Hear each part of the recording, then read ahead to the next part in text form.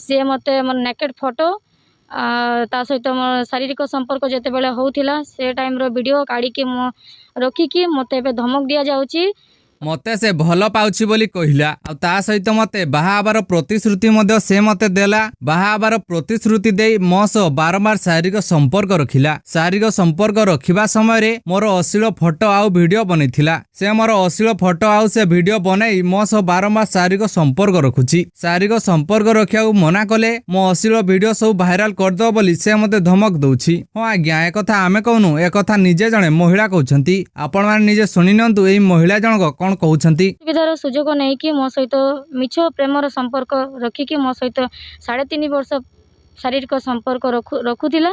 सी मत मोर naked photo ता सहित मो शारीरिक संपर्क जितेबाला होता से टाइम वीडियो काढ़ी मो रखिकी मत धमक दि जाऊँगी तमें जदि बारंबार मत स्त्री भाव ग्रहण करने कहब मो कथा जणी न शुणिकी मो सहित शारीरिक संपर्क न रखिब मु तुमर वीडियो तुमर फोटो खराब फोटो सेटा भाइराल करी बारंबार मत टर्चर कर।